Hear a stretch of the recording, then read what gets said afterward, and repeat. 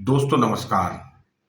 आज हम एक ऐसे विषय पर चर्चा कर रहे हैं जो केवल राजनीतिक नहीं है बल्कि भारत के भविष्य और आधी आबादी के स्वाभिमान से जुड़ा हुआ है। संसद का विशेष सत्र बुलाया गया है जिसमें महिला आरक्षण और सदन की सीटों को बढ़ाने पर बात हो रही है। इस सत्र में नारी शक्ति बंधन अधिनियम ज़्यादा महत्वपूर्ण है जिसे 2029 में परिसीमन करके लागू करवाने की बात की जा रही है। लेकिन सवाल ये है कि जब 2011 की जनगणना को ही आधार बनाया जाना था तो इसे 2024 के लोकसभा चुनाव में ही लागू क्यों नहीं किया गया, जबकि 2023 में ही महिला आरक्षण बिल कानून बन चुका है। और जब नई जनगणना चालू हो गई है तो फिर जल्दबाजी क्यों हो रही है? सरकार की मंशा क्या है, ये स्पष्ट होना चाहिए। और बिना जातीय जनगणना के ये कैसे संभव है, इसको भी सरकार को बताना चाहिए। सरकार के जातीय जनगणना के ऐलान के बावजूद जातीय जनगणना नहीं कराना, क्या सत्ताधारी दल इस झूठ को छुपाने के लिए जल्दबाजी कर रहा है? अभी देश में कुछ राज्यों में चुनाव चल रहे हैं। पश्चिम बंगाल और तमिलनाडु अहम राज्य हैं जहां चुनाव होना है। क्या सत्ताधारी दल अगले लोकसभा चुनाव में इन राज्यों में वोटों का दोहरीकरण करना चाहता है? अगर हम महिला आरक्षण की बात करेंगे तो हमें पिछले आंकड़ों की भी बात करना होगी। जब हम आंकड़ों की बात करते हैं तो तस्वीर और भी साफ हो जाती है। संसद में प्रतिनिधित्व की बात करें तो 1952 में पहली लोकसभा में केवल 4.4 महिलाएं थीं। 7 दशकों के बाद 2024 की 18वीं लोकसभा में ये संख्या केवल 13.6% 74 महिलाओं तक ही पहुंच पाई है। इसका मतलब साफ है, इसका मतलब है कि बिना आरक्षण के हम 15% का आंकड़ा भी पार नहीं कर पाए हैं और सामाजिक न्याय की व्यवस्था को लागू पुरुष और महिलाओं के बीच में नहीं कर पाए हैं। राज्य विधानसभाओं की स्थिति की बात करें तो राज्यों की स्थिति और भी चिंताजनक है। राष्ट्रीय औसत केवल 9% है। कुछ राज्यों में तो महिला विधायकों की संख्या केवल 5% है या उससे कम है। वैश्विक स्तर पर बात करें तो महिला प्रतिनिधित्व के मामले में भारत दुनिया के 143वें स्थान पर है। सोचिए, इतना बड़ा मुल्क, इतना बड़ा देश 143वें स्थान पर जहाँ महिलाओं के साथ अन्याय हो रहा है। हम दक्षिण अफ्रीका 46%, ब्रिटेन 40% और जहाँ तक कि अपने पड़ोसी देश नेपाल 33% से भी बहुत पीछे हैं।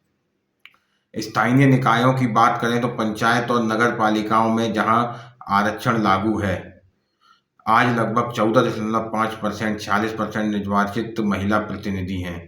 ये साबित करता है कि महिलाओं को जब मौका मिलता है, आरक्षण मिलता है, तो वे नेतृत्व करने में पूरी तरह सक्षम होती हैं। लेकिन इन पंचायत और निकाय चुनाव में महिला आरक्षण होने के बावजूद गरीब, वंचित, पिछड़ी, आदिवासी, अल्पसंख्यक महिलाओं की भागीदारी लगभग शून्य है।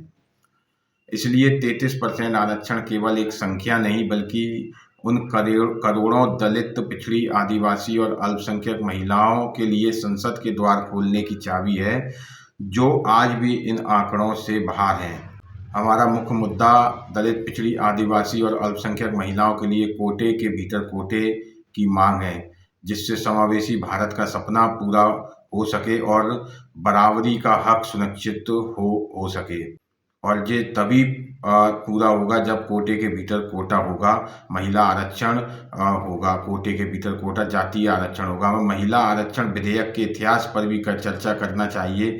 महिला आरक्षण का सफ़र कोई 1-2 साल पुरानी कहानी नहीं है, बल्कि ये 3 दशकों के धैर्य और संघर्ष की कहानी है। इसकी नींव 1992-93 में पड़ी, जब पंचायतों और नगर निकाय में महिलाओं को 33% आरक्षण दिया गया।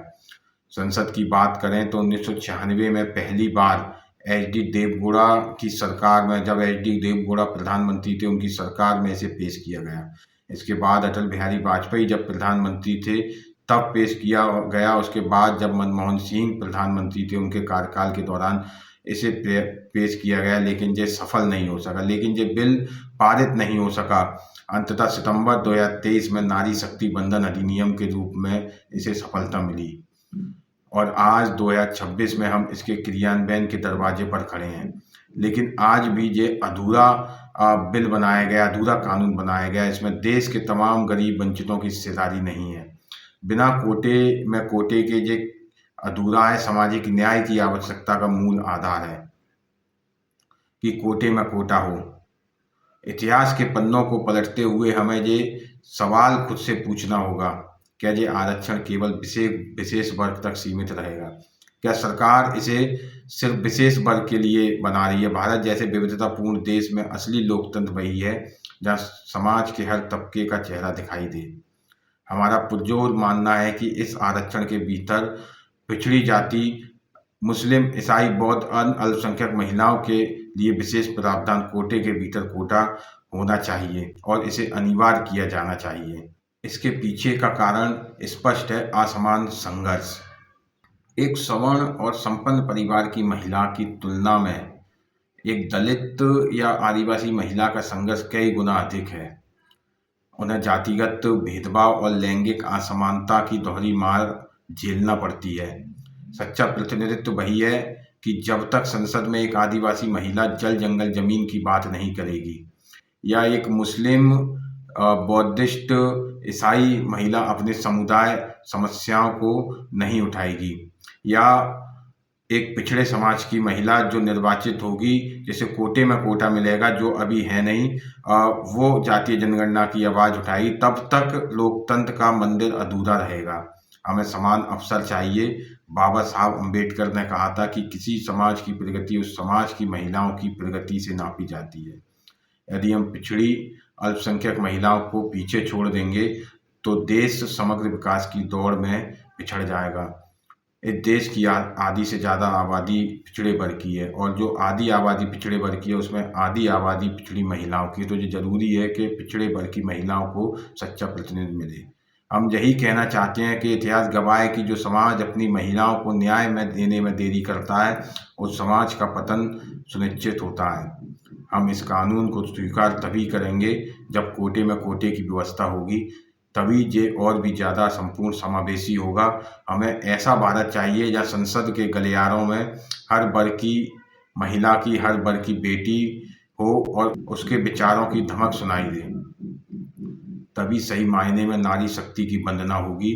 और ये हमारी पुरजोर मांग है कि इस बिल को संशोधित किया जाए और इस कानून में पिछड़े वर्ग की महिलाओं के लिए आरक्षण सुनिश्चित किया जाए, मुस्लिम एवं अन्य अल्पसंख्यक महिलाओं के लिए आरक्षण सुनिश्चित किया जाए।